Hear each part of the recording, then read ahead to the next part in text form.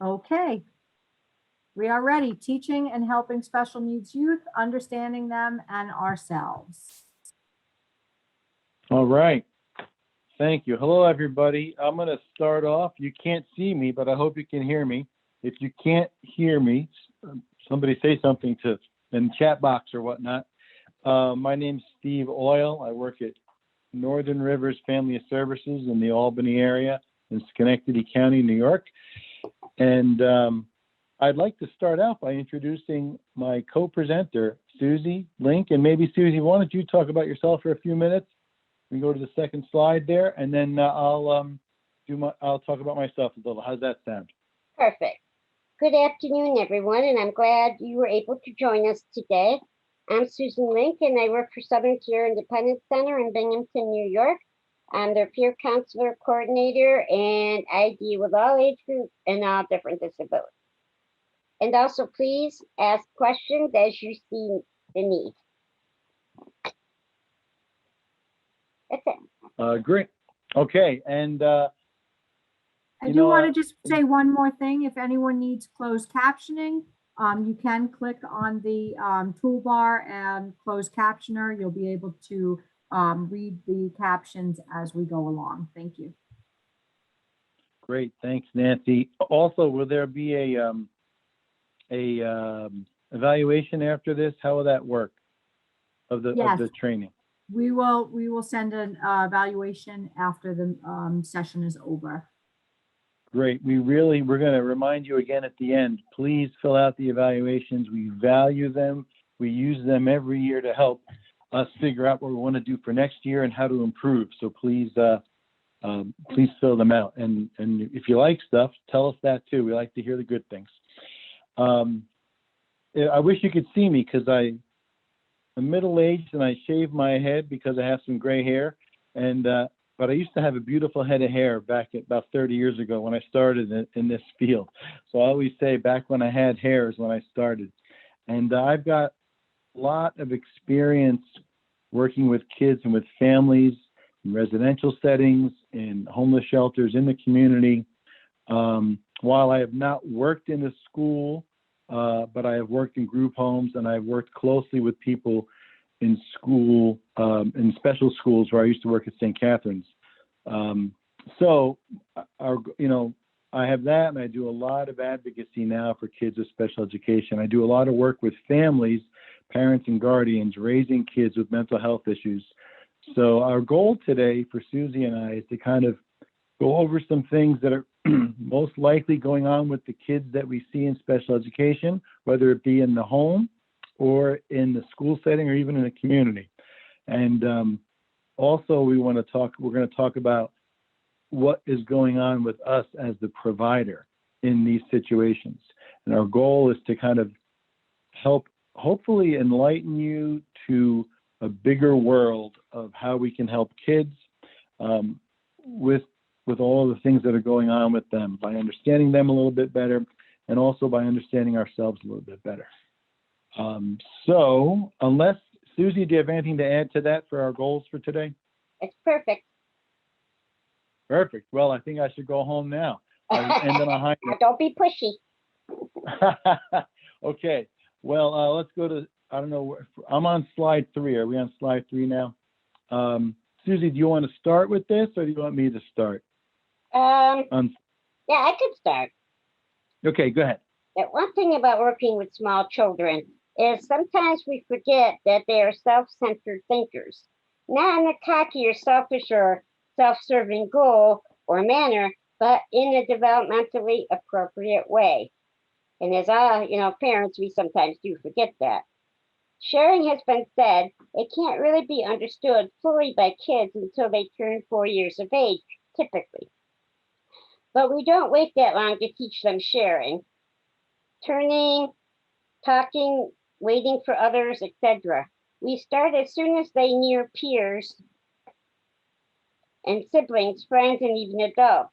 You ever have an aunt or uncle or parent, perhaps yourself, that says they will never let their child win a game because it doesn't prepare them or teach them how to lose. So true. we have to teach them that the world doesn't actually revolve with them. Despite the way they think, this can take years and years to teach in stages. I'll never forget, I used to be one of those parents that I always had to win because I wanted to teach my children how to deal with disappointment. What I didn't realize at the time, that kind of also hurt their self-esteem. When you think you're doing the right thing, and then you find out some kids can interpret that, especially those with developmental disabilities, is they're a failure. So as you're playing the games, I think it's important to encourage that next move. And if they get upset, I really believe it's important to talk them through those steps so that they don't feel like they're failures. And I do believe the self-centeredness, so to speak, really extends to teenagehood. It's just done differently. Yes, I agree. I agree with you, Susie. That's very, very good points. And I think, even as kids get older, not just the little kids, but even as they get older, whether it's developmental disabilities or mental health diagnoses and symptoms, I think the self-centered thinking kind of continues. Yeah, I mean, we're not here to do a psychology report today for you on this, and I know that kids developmentally, a lot of them will grow into bigger thinking outside of themselves. But I think, especially if you think about trauma-informed care, they say that when kids experience some trauma, that if it's a pretty intense trauma, that they kind of remain at that age developmentally. So if a kid has been traumatized at age 6, but they're 12 years old now, if they haven't kind of processed psychiatrically that or psychologically that trauma and have not been able to move on from it, a lot of their developmental age is actually still 6, not 12. So I think that's an important thing to remember in terms of mental health and self-centered thinking. Their age, their actual physical age does not necessarily represent where their mind is at or where their emotions are at. And I think that's true even outside of trauma and outside of trauma when kids have had that. So even in our society, if you look at how things are, there's so much of what we do, that kids do, that is kind of like what adults have. If you think about like cell phones and iPhones and the internet, we're often thinking, what can we find out right now? We're going to go to our device. I remember when I was a kid, we had a set of encyclopedias. So if my friend across the street needed some information, she would come over to the house and ask if she could look at the encyclopedia. And so it's different. We expect things to be fast and quick, and that definitely leans towards this self-centered thinking, because you're not thinking you're not thinking about asking someone else, you're thinking about asking Google and finding out all on your own. So there's a lot of reasons why kids are thinking about themselves, both developmentally and in a societal fashion. So that's just normal, I think, for a lot of it. And I think we have to consider that as we look at kids, that we're trying to help them almost no matter what age they are. Susie, you got anything to add to that? Yes, please. I'm sorry. I didn't think of this yesterday. Sometimes children are bigger than what their ages are. That happened with my older son. He grew tall and fast. And so there was always expectations he should know better. That typical, you hear it in public. And not necessarily so. I mean, they could look like they're 10 years old, but cognitively and emotionally, they're still that, 5 to 6 year old stage. And I think sometimes we forget that part. I think that's an excellent point and an excellent pitfall that happened when I was starting in the field 30 years ago, and I think it still happens today. I think it's a normal thing if you're not thinking about it, if you're not thinking about what's really happening with a kid. It's very easy to do. It's an easy mistake to make. But you're right, Susie, that we really have to stop thinking that way. We have to think about how old they actually are, or what should we expect. I have a nephew who's now in his 20s, who's always been tall, and he's I think he's 6'7" right now. So when he was in middle school, they thought he was, they thought he was older than he was. Like when he was in 6th grade, they thought he was in 8th grade. And expectations change when your own values come into play, when you think, well, an 8th grader, he should be able to do such and such. Whereas you might not expect that for a first year middle schooler in the 6th grade. So I think that's an excellent point, Susie. What else you got on this slide? Anything else you wanted to share? Nope, that was it. All right. Well, let's move on to number 4. So this is kind of a simple point, but we wanted to talk about, where do we find kids? Well, really for the purposes of today's training, we're going to be really thinking about the school setting, whatever school we serve youth in, and also the home setting. And of course, sometimes both of those arenas cross over into the community on field trips or families going out, take care of business or whatever. But we are going to be thinking mostly about school programs and their homes. However, when we think about during the training and after today, hopefully, where do we find kids? I mean, the really short one-word answer is we find them everywhere, don't we? We really find them everywhere. In a pre-pandemic world, during the pandemic, and the post-pandemic world. Yes, there's different variations on that, obviously, with the pandemic. If you think about a year ago, there was not a lot of people out and about, whereas there's a lot more people out now than there were a year ago. And that's good news for us, I think, as we battle the pandemic.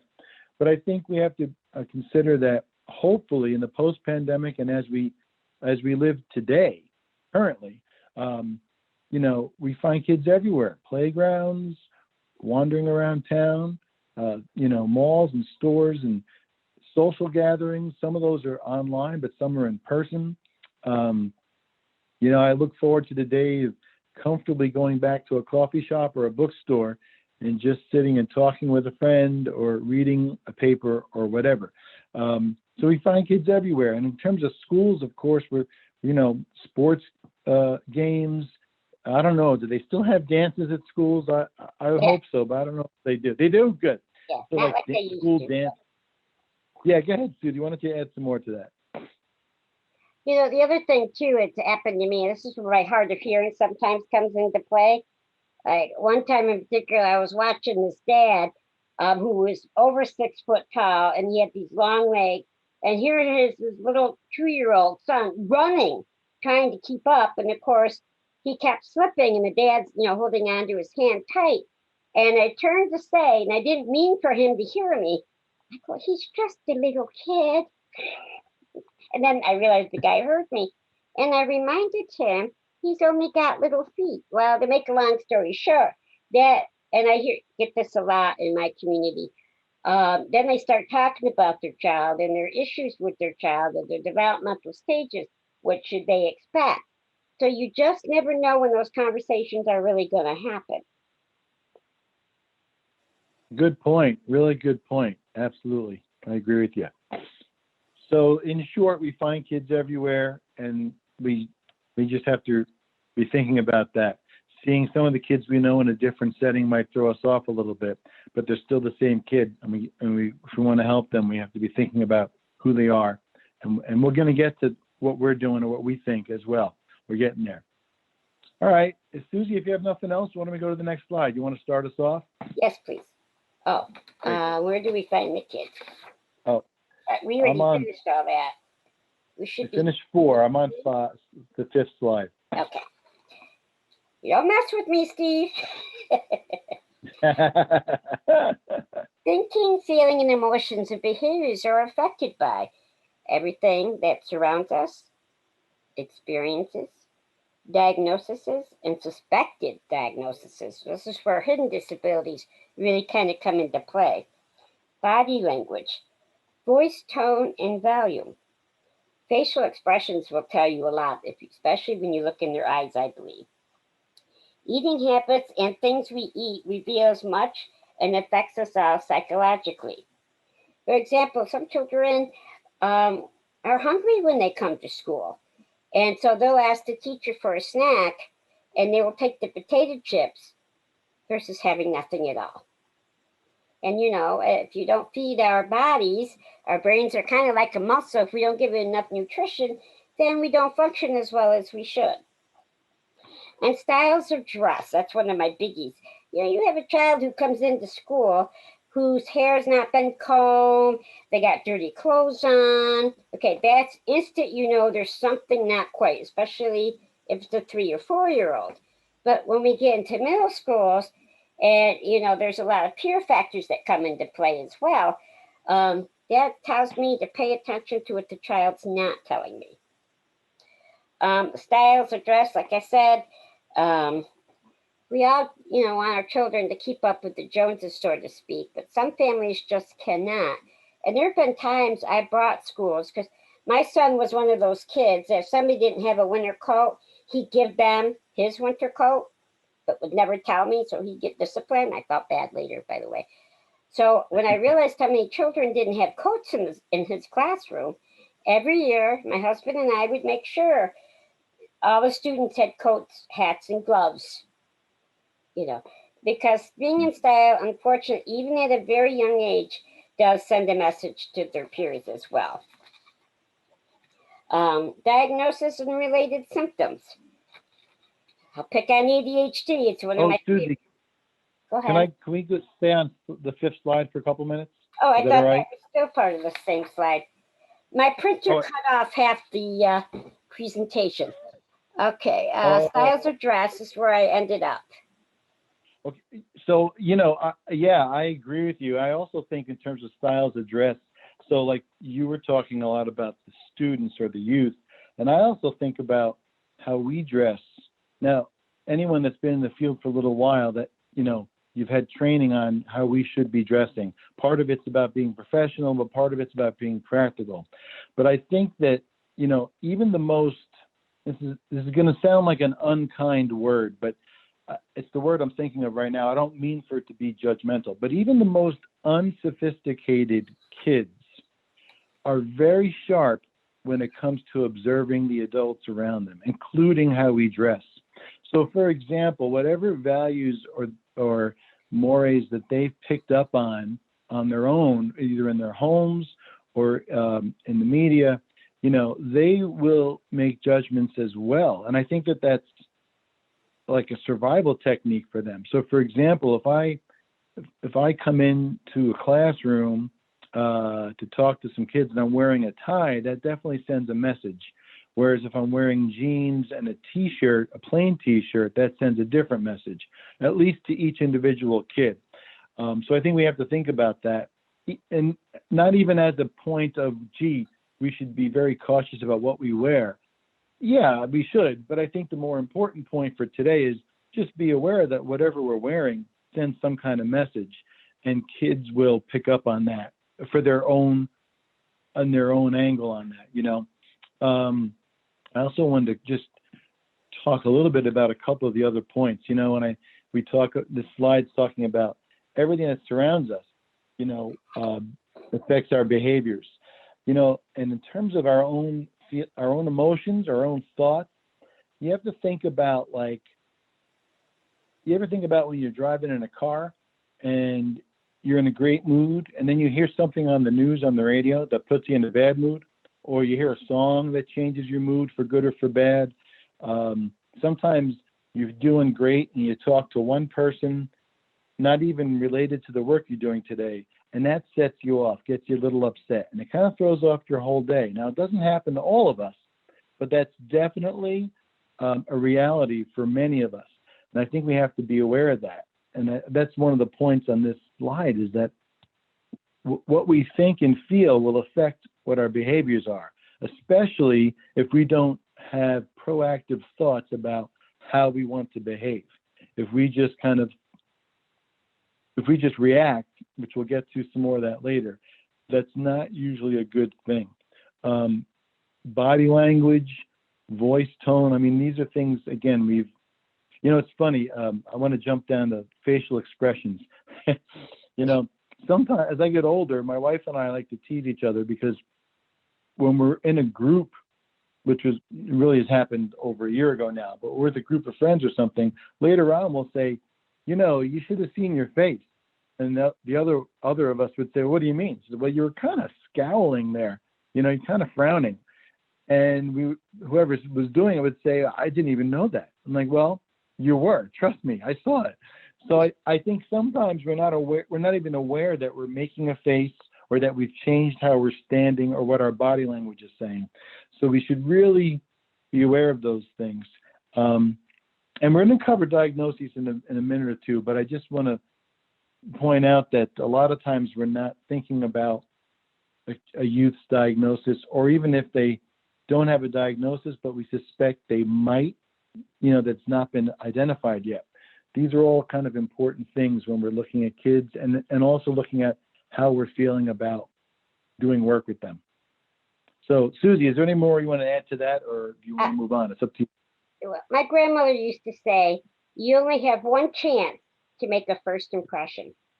So I know, like, when I walk into a room, I try, before I walk through, what is my emotion at the time? Am I having a good day? Not good day? Because I want to be very, especially with children, they are so perceptive that I try to make sure I've got that smile on my face. I'm looking, you know, doing the eye contact. You know how you do that body thing? Okay, is my dress all the way down, you know, the belt tight the way it's supposed to be. So that way, when I walk in the room, the first thing I'm hoping is that the children see, not only am I the professional, but I'm there for them. That makes sense. Yes, I like that. You're right. It does make sense. Very good. All right, maybe now we should go to the next one. So I'm on 6 diagnoses and related symptoms. Is that where everybody else is? Yep. Okay. Why don't we go one? We'll just go one. I'll do one, then you do one, and we can add to it as we go. How's that sound? Okay. So I'll start us off if you like.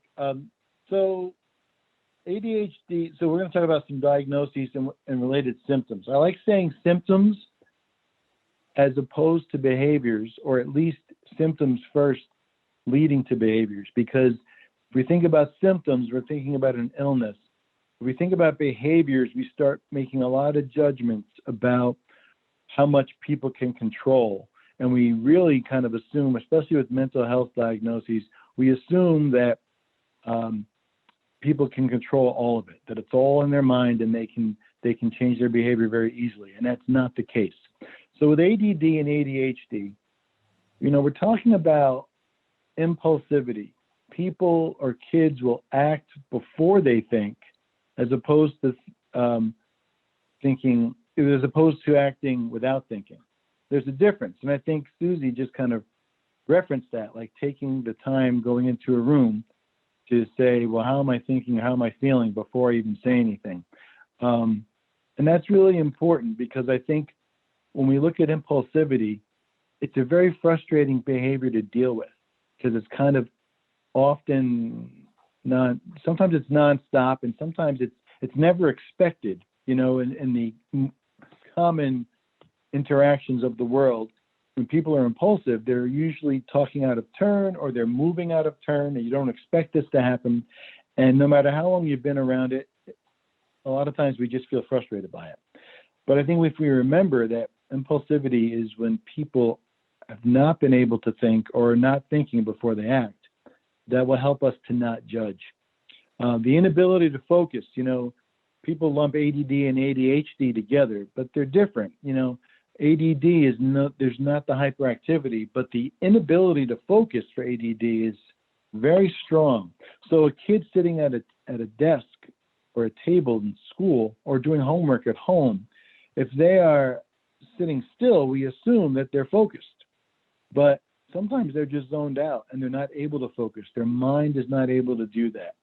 And of course, in the ADHD part, sometimes they're just unable to sit calmly. The legs going, the hands are moving, their head's moving around, they're looking around the room. So there's a lot of things that go on that are symptoms of this diagnosis of ADD and ADHD. And Susie, if you got something to add to that, please do. If not, why don't you go to the next one? Okay, actually I do. I also have ADHD, by the way.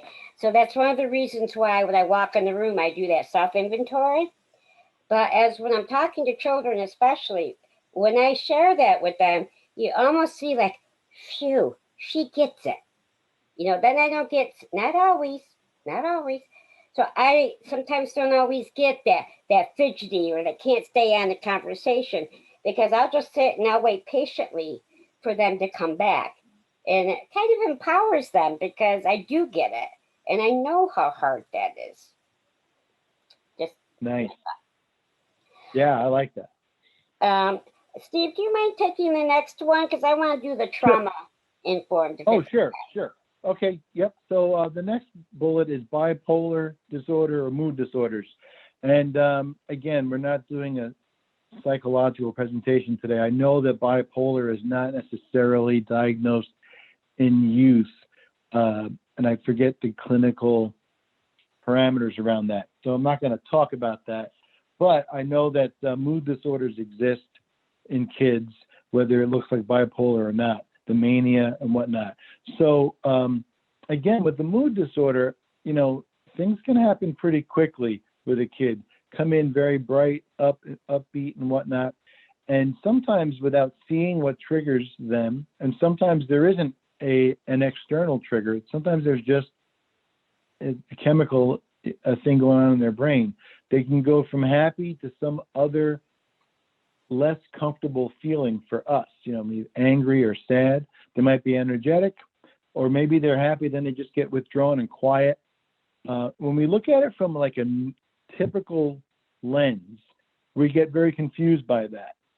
I wonder what happened. There must be a reason for it. And the thing is, sometimes with kids, they might not be able to identify the reason, or maybe they don't know the reason, especially if it's involving a chemical imbalance as opposed to an onsetting event. Someone looked at them the wrong way, or someone yelled at them or whatever.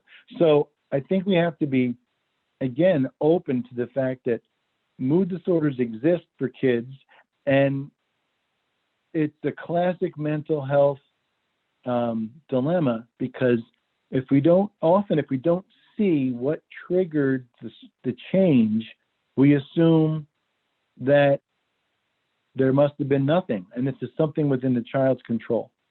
And most of the time, that's not the case. So just be aware of that mood disorders exist for kids, and mania exists, especially I think as they get into teenage years, periods of high energy and then low energy. And those are real things. And it's not just a matter of, they're in a bad mood, let's pep them up. It's really a psychiatric happening. So we have to be thinking about that. I'm pretty good there, Susie. Yeah. I'm sorry, Steve. There you go. No.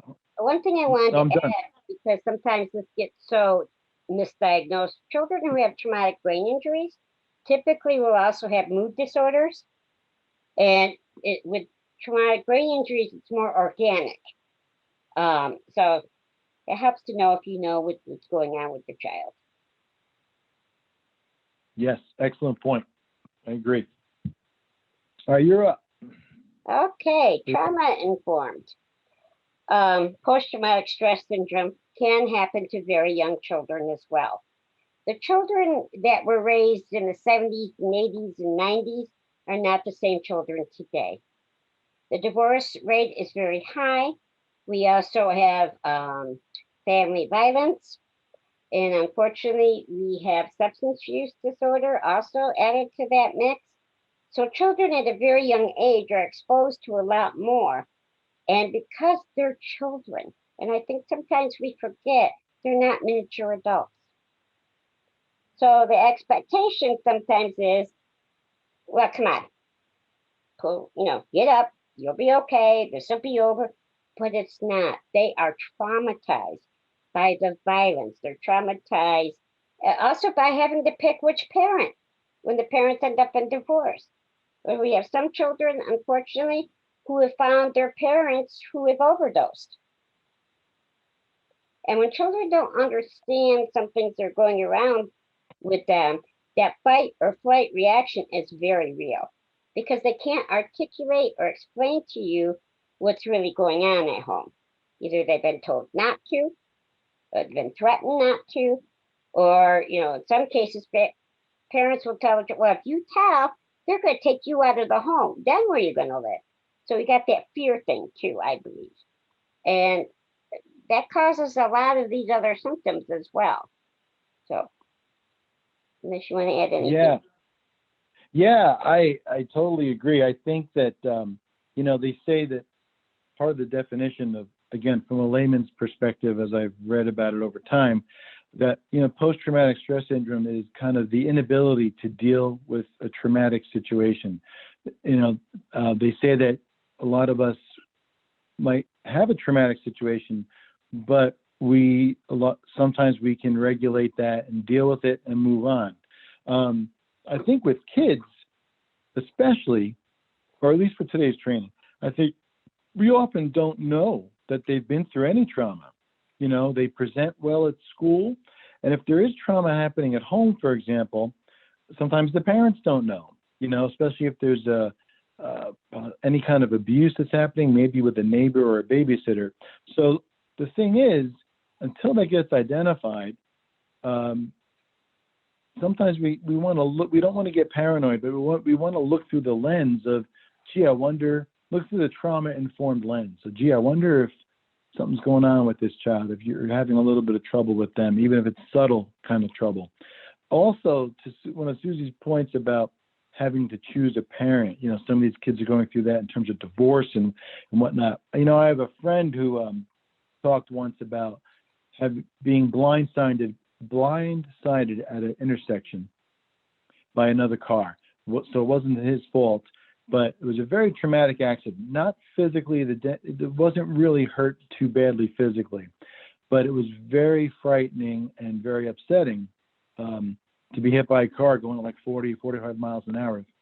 And what he used to say was every time, for years, every time he went through that intersection, which was fairly often, he would always notice his body changing. You know, he'd start getting nervous. His breathing would get quicker. His heart rate would increase. And I'm thinking about, like, if kids are going, to Susie's point, if they had to pick a parent, and like every day they live with that when they see that parent, even if it's the choice they made and the parent's is able to care for them, there's still the other parent that's not in the picture, or maybe in the picture halftime. And there's just a lot that would trigger that every day for these poor kids. And there's no one helping them because maybe we don't know to help them, or they don't know how to ask. So yes, I think we're doing a lot of trauma-informed stuff today. I think that's an important point. Yep. So that's what I wanted to say about that. Susie, if you want to talk more about that or go on to depression, and then we can go to the next slide. Okay.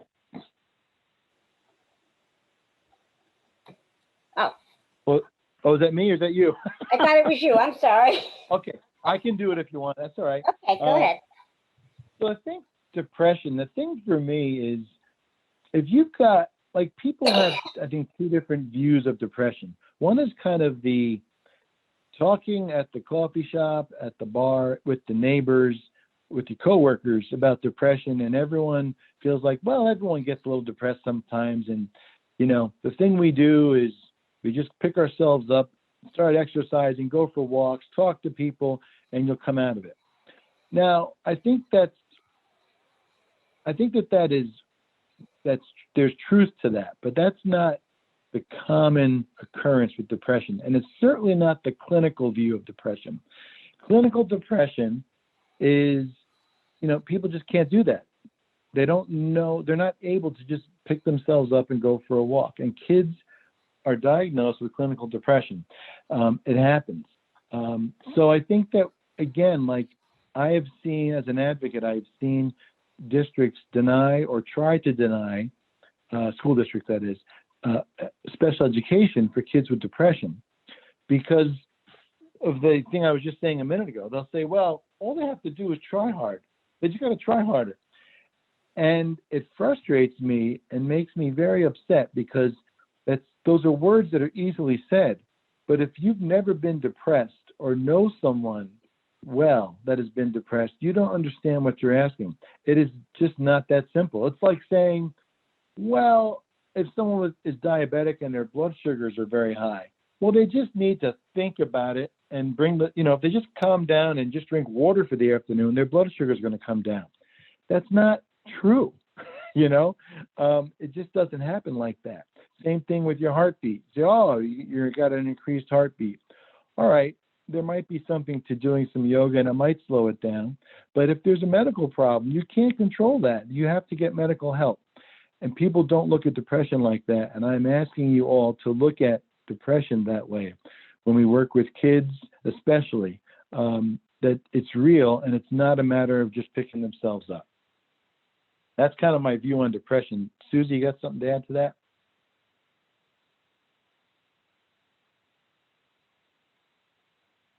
Are you muted? I can't hear you. I just realized I was muted. Only one thing I wanted to add was sometimes with smaller children in particular, we forget they can suffer from depression as well. Agreed. Great. Let's keep going. We're doing good. We going to the next one? Or no? Oh, one of my favorite. How about we do this one together, Steve? Okay. Who's starting? You or me? Examples like autism and people on the spectrum and learning disorders. Sometimes also go hand in hand with ADHD. But once again, that's one of those hidden disabilities. So therefore, unless it's that obvious, it's harder to detect. Sometimes children who won't look you in the eye when you're talking, or their feet are shaking, or they're running away, sometimes they're just classed under the ADHD group when it could be something totally different like autism. And that's also hard to, connect. Usually teachers can pick up on that pretty quickly for the most part. Even some parents don't always realize. They just think they got that bad kid who doesn't want to interact with other people. They're too shy. That's another thing. Well, they're just shy. It's not. Right. I don't think. Steve? Right. I agree. I think, in some ways, the autism spectrum disorders, there's certainly a set of characteristics that a lot of people are aware of. So if you see certain things, you might think to yourself, gee, I wonder if that child has autism. Whether it be like Susie just said, the lack of eye contact. When I think of kids that are on the autism spectrum with a lot of vocabulary and a lot of good information to share, but they do it out of turn. You know what I mean? So some kids aren't able to, on their own volition, have a conversation with you. Instead, they might recite facts to you. So there are certain things that we look at and we go, "Oh, I'm aware of. Yeah, that I wonder." But I think there's another saying that if you meet one person with autism, you've met one person with autism.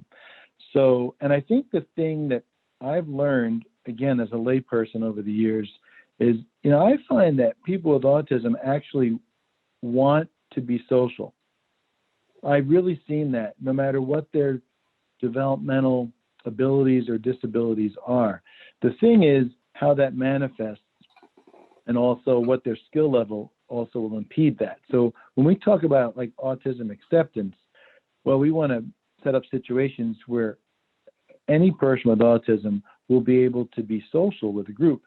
I think that that's hard to do, but I think what's important about that, the reason I bring this point up is I think that we underestimate or don't really necessarily think that people with autism, and certainly people with disabilities, that they're aware, maybe they're not aware of what's happening around them, or we don't think that they pick up on, because if they lack social cues, or social skills, they don't pick up on what's happening around them. And I have not found that to be true. I have found in my experiential times with people with autism, that they are very aware of what's happening. They are very aware of judgments that are being made to them, being made upon them, whether we mean to or not. You know, again, being frustrated with a kid because they're sharing facts that you've heard for the last 2 months every time you see them. So again, if you're making a face, even if you're not thinking about it, but you're making kind of this grimace, you're sending a message to that kid that you're frustrated or you're bored or you're annoyed, and they will pick up on that. And if we think in a neurotypical way, we would think that if a kid can pick up on that, then the first thing they would do is stop. They would stop reciting. Maybe that happens, but a lot of times that won't happen. They'll just, the person with autism might finish, quote unquote, their spiel. And then, but that doesn't mean they didn't feel uncomfortable with the cues you were giving them. Okay, so that's something to keep in mind. That's kind of what I was thinking. And the only other thing about learning disorders I wanted to mention is that, you know, I never try, like, I just think that learning disorders, you need evaluations to kind of figure those out. So I'm a big fan of, if a kid's struggling and showing some behaviors, you know, let's make sure we have some, let's talk to the parents and the guardians and the teachers and everyone around to see, how's it going with reading? Is it pretty typical? How's math? You know, how are they doing with stuff? Have you noticed things over the years, whatever age they're at? Because I think then that will lead us to decide, gee, maybe we should have them evaluated for a learning disability. Because again, if the kid can't understand things, what they might do is they might be angry and they might lash out a little bit, or they might withdraw. So those symptoms also fit in, withdrawing would fit in with depression. You know, lashing out would fit in with a mood disorder and the ADHD. So I think we have to really look closely and look at people around the kids to say, what information do we need so that we can address what the problem is, not just address the behaviors. You got anything to add to that, Susan? Yeah, just one quick thing. I work with a lot of adults in their 20s and 30s on the spectrum, and their first thing that they ask is, how do I make friends? How do I connect with other people? So they realize that part of their life is not. And it's a really tough skill to teach somebody when they're adults. It's a little tougher. But I always found that fascinating. That was the #1 request every single time. I love that point because it kind of dovetails, which is probably why you brought it up, the idea that people with autism want to have friends. They want to be social. They just don't always know how. And there's maybe not always a accepting atmosphere for that to happen. So excellent point. Just so you know, I'm watching the clock and I see it's 10 to 2. Already? I know, that's why I thought I would bring it up. So it's 10 to 2. So let's finish this slide. And I want to, we only have a couple more, but I want to make sure we get to the last couple slides. So how about, you know, I'm just thinking maybe I'm going to hit the next 3 on this slide quick, and you should jump in and add whatever you want, Susie, and we'll move past this one. Okay. You know, with little kids, I do think that some psychotic diagnoses can happen with little kids, but I don't know a lot about it. I certainly know that little kids can have hallucinatory disorders. Again, I don't know if those are organic or if it comes from a trauma-informed thing, but I think we just have to be alert to those. That would be a little more obvious to see if they have some disorganized speech. They're saying things, they're talking about something that's there that you can't see, or hearing things. I don't think it's very common, but I think it happens. It might happen, a little more often as the kids get older. But again, I don't think diagnosis for schizophrenia happens to your adult. So it's just something to be aware of, even though we might not see it as much as the other things. You know, the OCD, obsessive compulsive kind of things, you know, I just think, again, we might see more of that a little more readily. But they also can be comorbid with autism. So, you know, it's not up to us to diagnose, but if we notice that kids have repetitive type behaviors or speech patterns or doing things that are repetitive and are obsessive, we want to be bringing that to the attention of families and teachers, perhaps. And I think the thing that we're all pretty commonly see a lot with kids nowadays at any age is anxiety.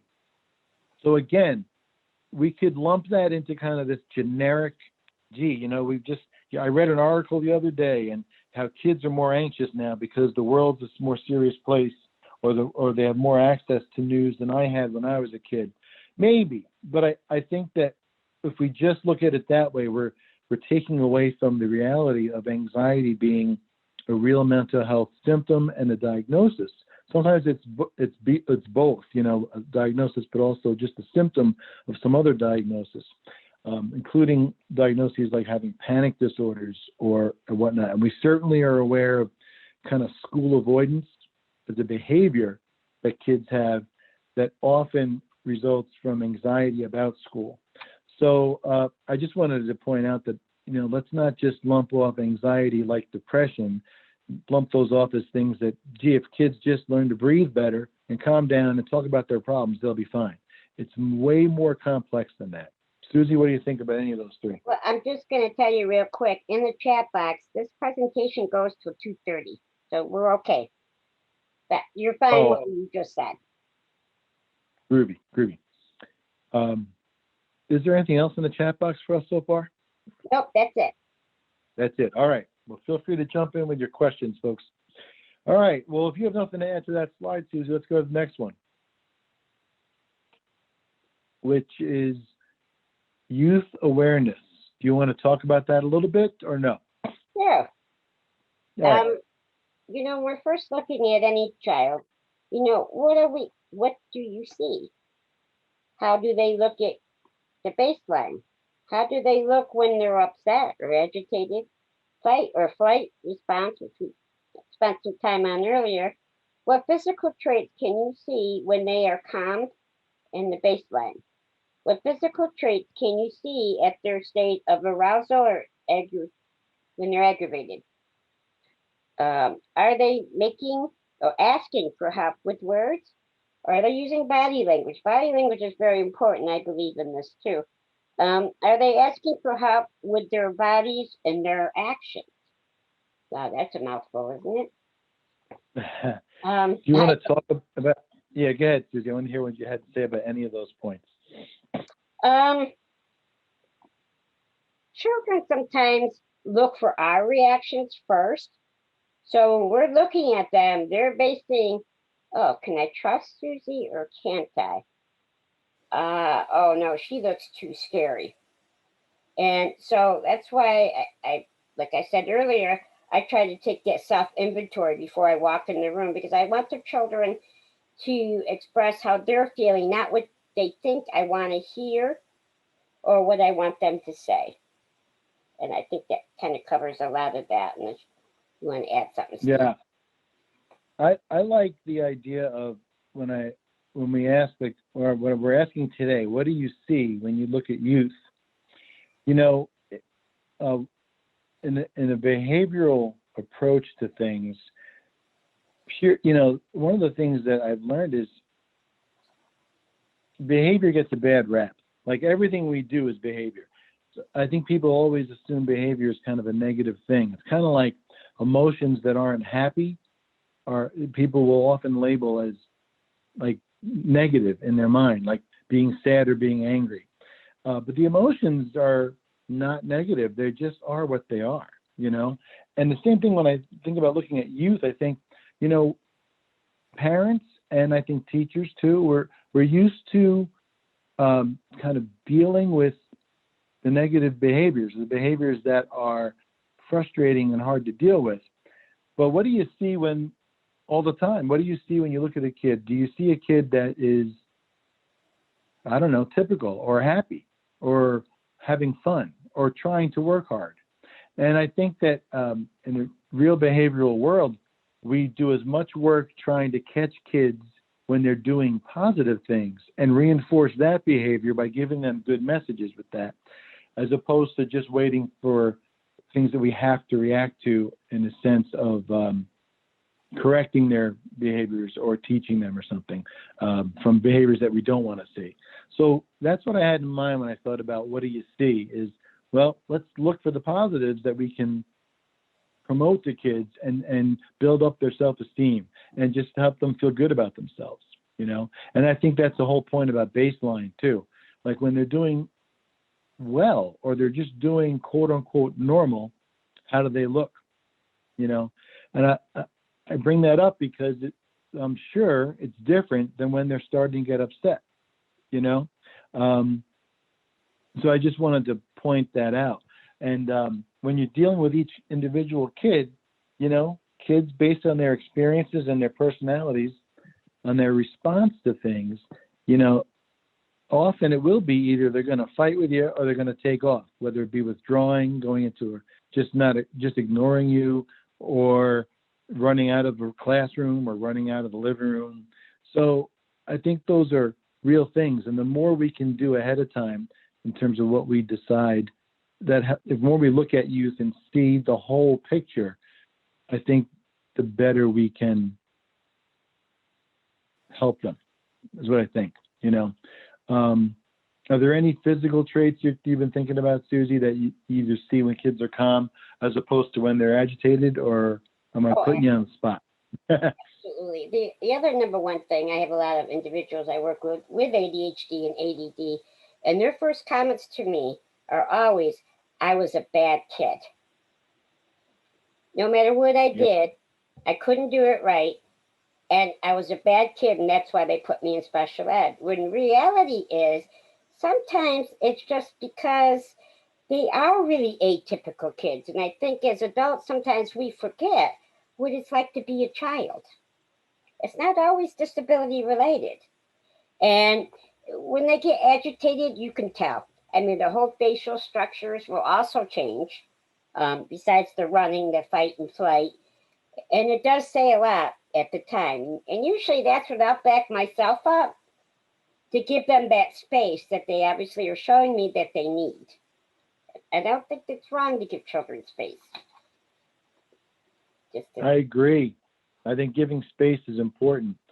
One of the things I learned when I first started in the field, we were going to have a meeting with a kid who was getting in trouble. He was in a group home. He was going to be getting in trouble for something. I forget what. And my instinct, which is not a good instinct in this example, was to sit by the door so that he couldn't get out of the room unsupervised.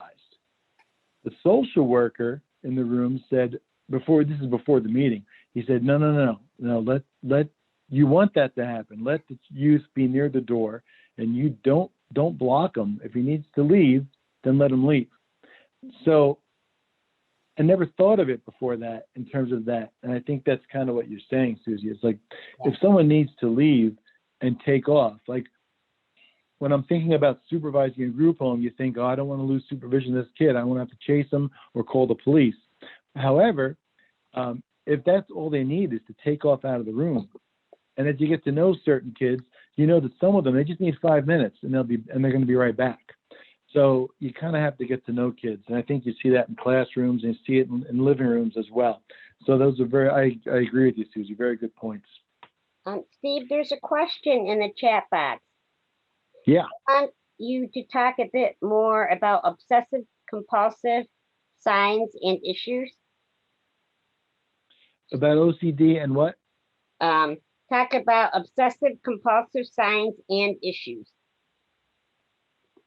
So I can, Susie, just jump in. First of all, I have to put a disclaimer out there. Like, you know, I'm not a clinician. I don't pretend to be one. I'm not trained in OCD or any of these things we're talking about today.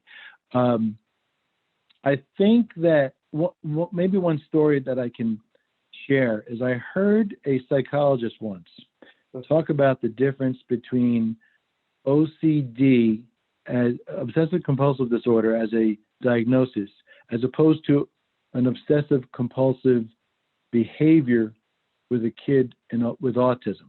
So he said, look, people with autism, now this is 15 years ago or so, but what he said was, he said, look, people with autism, they're about rules.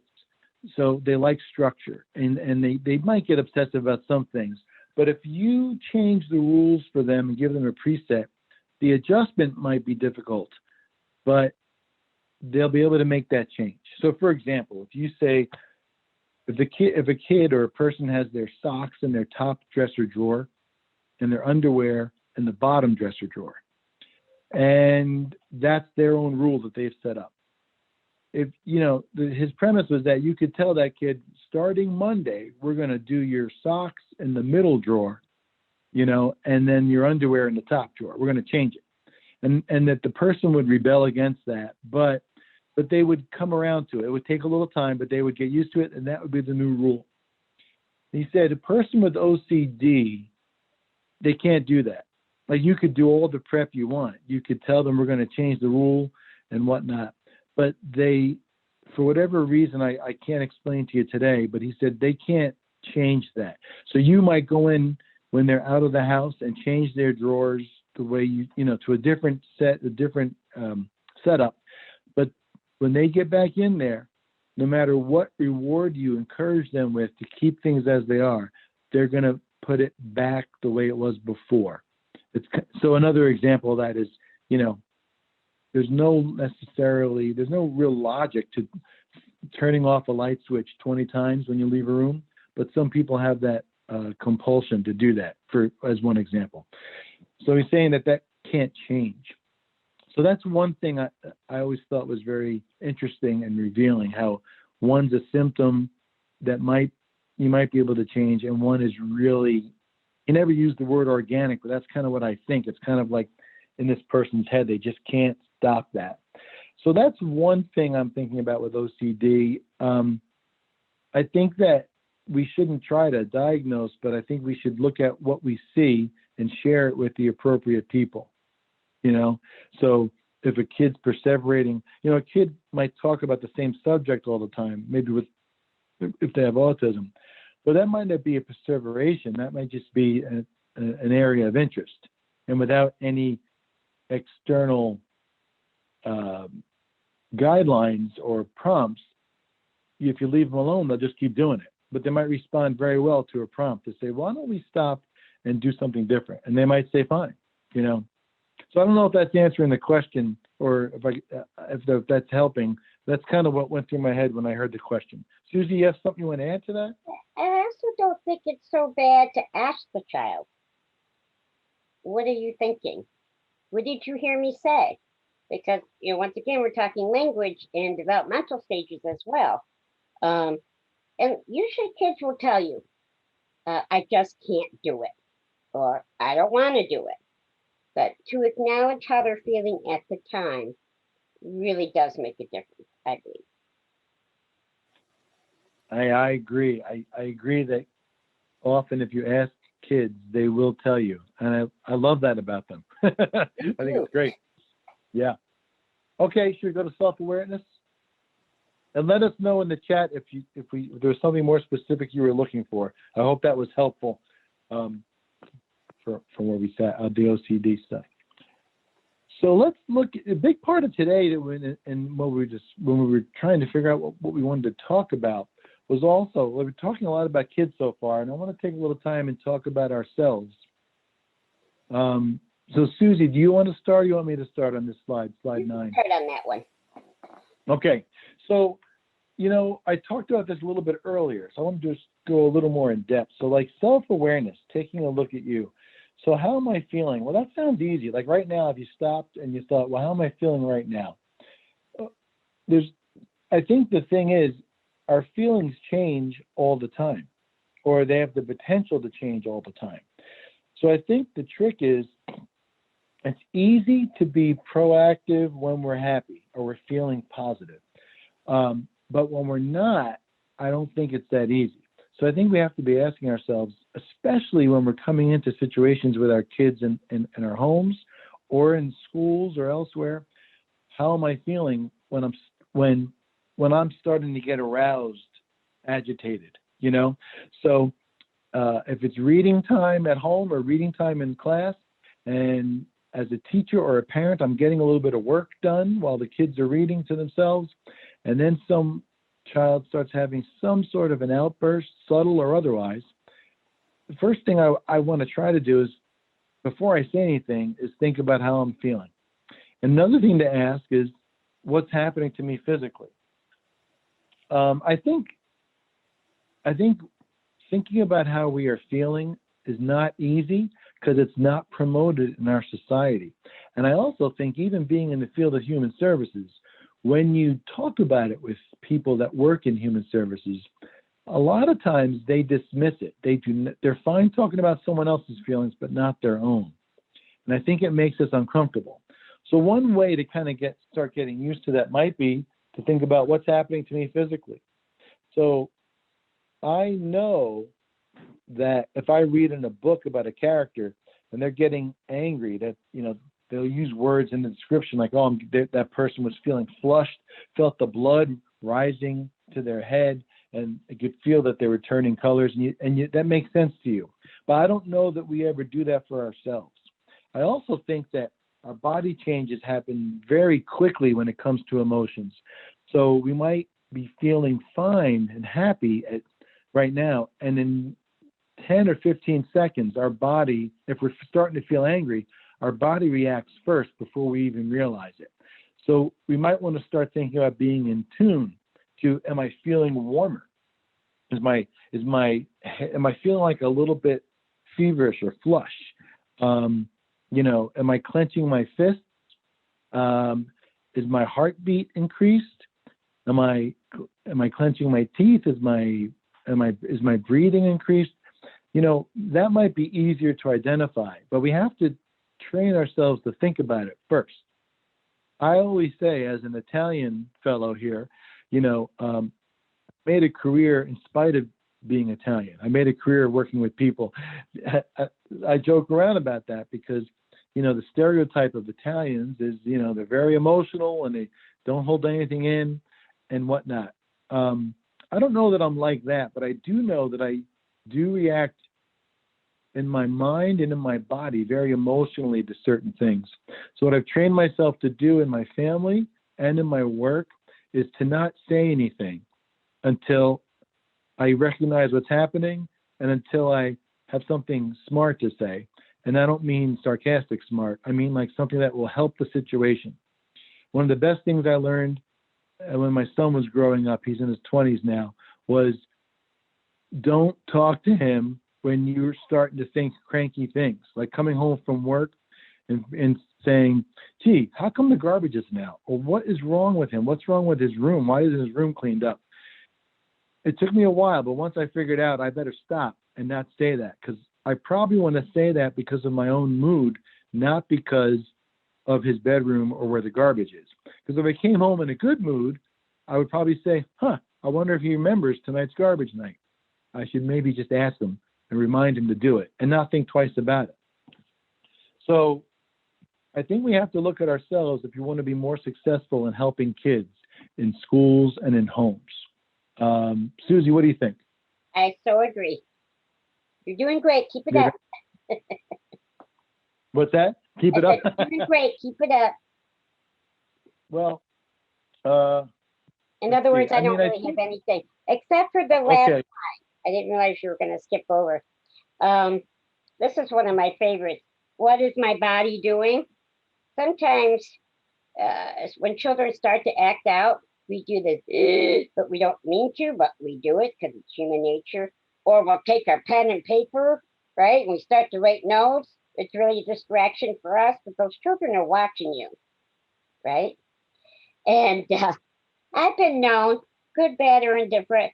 When I see a child or an adult, I have adults who do this too, who start to throw, I call them hissy fits. I'll turn my back on them and I'll turn and look at them and say, when you're done, let me know. It stuns them every single time because no adult's ever done that to them before. And I don't think that's a bad thing. I mean, I'm not going to let it continue. Usually only lasts a minute or two. And then I'll explain to them why I turned my back. Or I may not just go sideways. I definitely don't take my pad and paper out, because I remember when social workers did that to me. Oh, honey, you were done. I was done with you. I'm going to be honest here. Yeah. I think it's also not fair to the child, no matter which age group they're at. And I also agree with Steve, how our moods are when we approach does make a big difference. That's it. Yes, I totally agree with you about how we approach.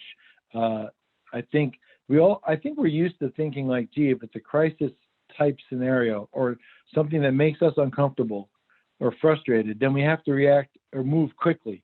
And I think that we don't need to do that. And if we just take a couple of seconds, it'll seem like an eternity, but it can make a huge difference in what we think about and how we're going to act. I'd like to, before we move on to the next slide, I just want to quickly say about how do I feel about this youth right now? That's one of the questions on the next to last bullet. And I want to tell this quick story about a staff person I used to supervise many years ago. And she, there's always some kids that some we like and some we just don't like. It just happens. It's just part of human nature, I think. And she just did not like this kid. And this kid was aware of that, or at least knew what buttons to push on for my staff. My staff person wanted to stop working with this kid. And I'm like, that's not realistic and all that. So we talked about, I said, look, fake it till you make it. Just be nice.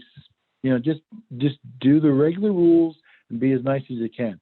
So this worker was extremely, like, I don't want to, it's not sarcastic.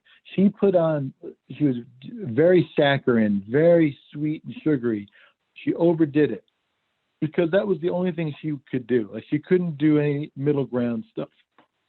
And to any observer, you would watch this if you had seen these two together before, the staff and the kid, and you'd say, wow, that staff, it's almost fake. I mean, it's just not okay because she's doing it so fake. But the thing for this kid was it worked.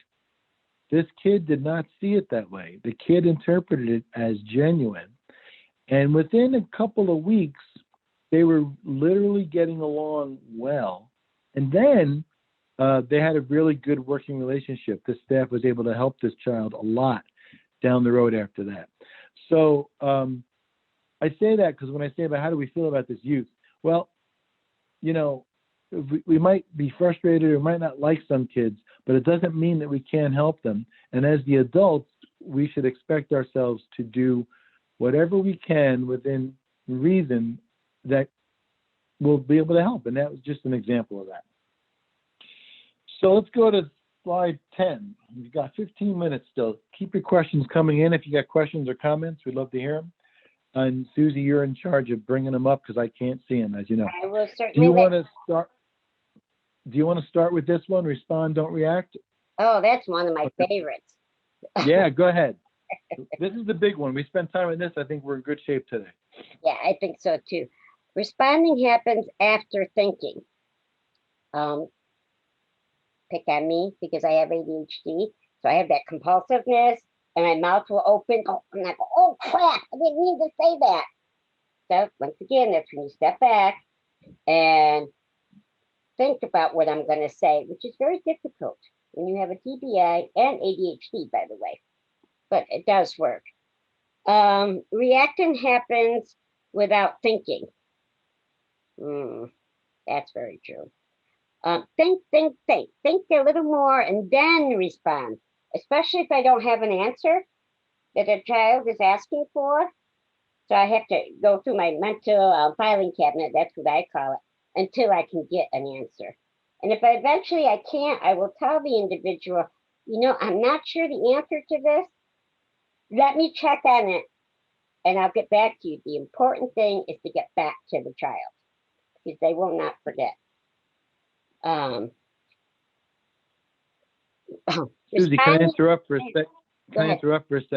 Absolutely. That last point, I just want to add to that. You're exactly right. And what I was thinking was, you said that, and you have to get back to the kid when you say you're going to, because they won't forget. And I just, what's implied there, and I just want to, my son always calls me Captain Obvious. If you get back, you have to get back to them because then you develop trust. And that's true with any relationship. But for today's purposes, we're working with kids. And if you want kids to trust you, then you have to keep your word. So that's another reason why it's important to respond after you think about anything rather than react, because you might say something you don't mean. And then it's going to be very difficult to build up trust with that kid. So I think your point's really important there, Susie. Thank you. Keep going. Okay. Body language. That's my favorite. One thing you never want to do, you're sitting talking to a child and you got your arms crossed and you got your head cocked like you're paying attention, but you know, you really aren't. Children see arms folded as a combativeness. Okay. That means there's going to be an argument that's going to happen. Why? Because as parents, sometimes when we're scolding our children, we either do this or we put our hands on our hips, right? So I think it's very important not to do that because it sends the wrong message. Your brain may not be saying that, and your heart may not be saying that. So I'm just talking about what the children are seeing, right, Steve? You agree or? Absolutely. Okay. Yes, absolutely. I agree with you.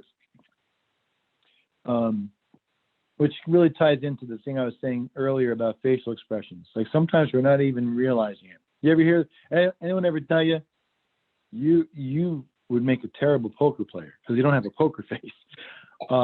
You know, you have to be thinking about that when we're working with kids or when you're raising kids. You know, you have to be thinking about that. Yep, I agree. The point about don't do anything that will further trigger the youth, you know, that's a very broad statement.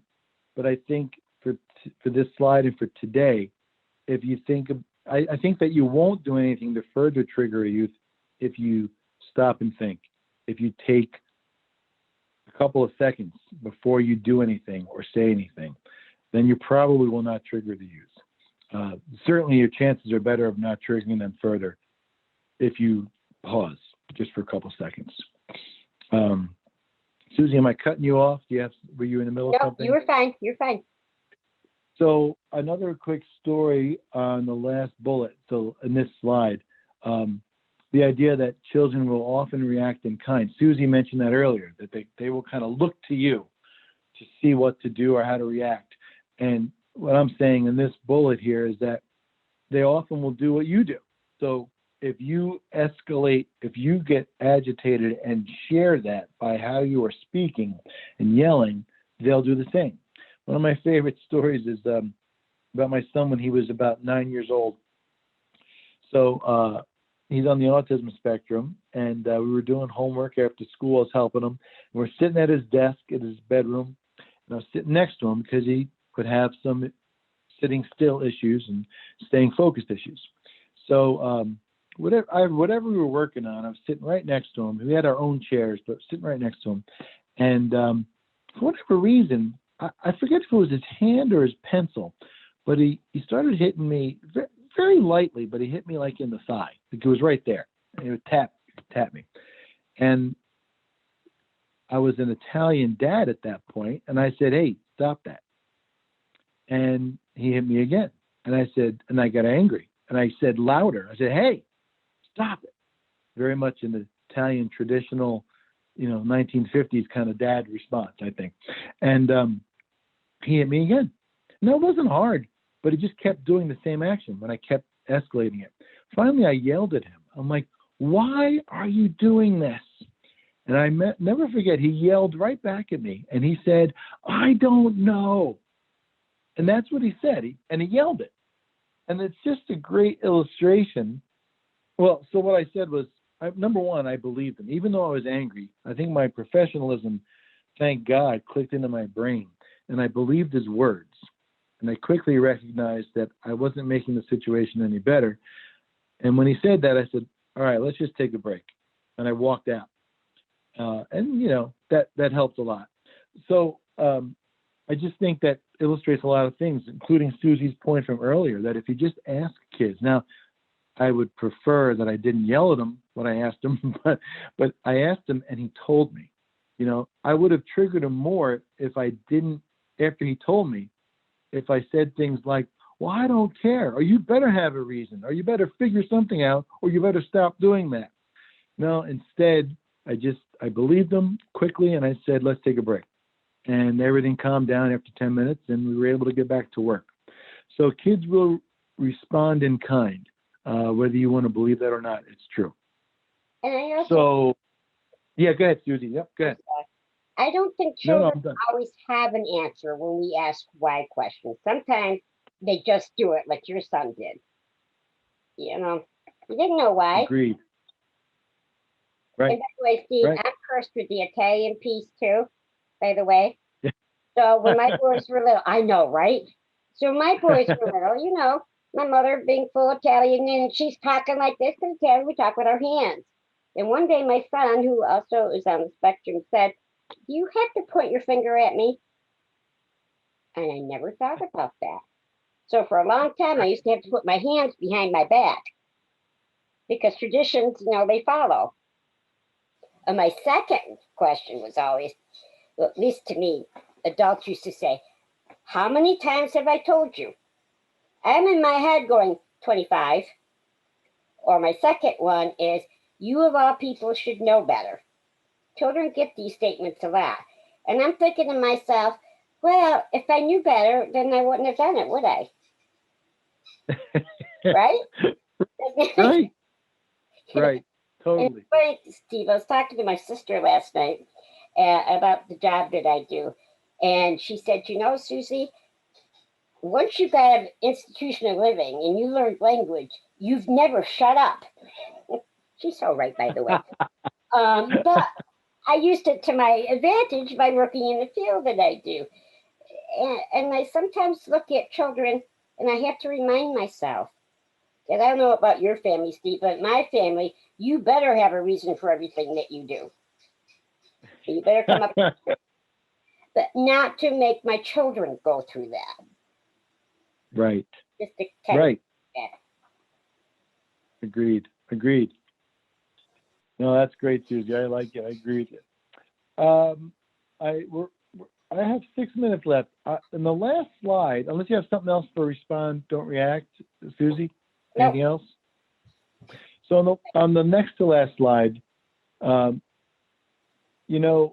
Susie said earlier that remember that children are not adults, and I agree.